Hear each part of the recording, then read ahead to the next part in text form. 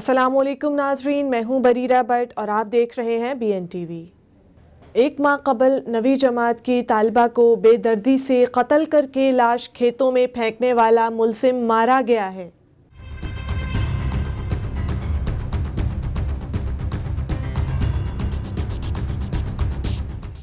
دادو police کا نگینہ چانڈیو قتل case میں نامزد ملزم کو مقابلے میں مارنے کا دعویٰ سامنے آیا ہے۔ پولیس نے سیتا روڈ کے علاقے میں ملزم کی گرفتاری کے لیے چھاپا مارا تو ملزم نے پولیس پر فائرنگ کی۔ پولیس کی جوابی فائرنگ میں ملزم زخمی ہو گیا، جسے اسپتال داخل کرایا گیا، جہاں وہ دوران علاج دم توڑ گیا۔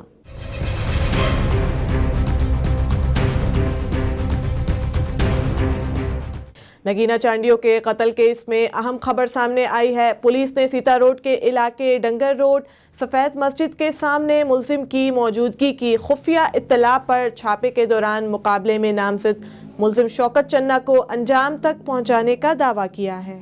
گزشتہ ماہ سیتا روڈ کی نگینہ چانڈیو کو ملزم شوکت چنہ، مہتاب چنہ اور دیگر نے گھر سے اغوا کر کے انسانیت سوز عمل کرنے کے بعد بے دردی سے قتل کر کے لاش لاوارث حالت میں جنگل میں پھینک دی تھی۔ واقعے کا مقدمہ سیتا روڈ تھانے میں مقتول کے والد ماسٹر روشن چانڈیو کی مدعیت میں ملزم کے علاوہ دیگر 7 نامزد مسلمانوں کے خلاف درج کروایا گیا تھا۔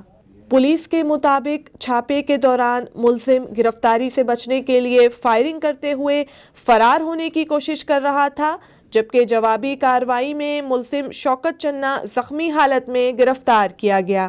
زخمی ملزم سے پولیس پستول اور گولیاں برآمد کر کے اسپتال منتقل کر چکی ہے، جہاں وہ دوران علاج دم توڑ گیا ہے۔ اب تک کے لیے اتنا ہی۔ مزید خبروں سے جڑے رہنے کے لیے دیکھتے رہیے BN TV۔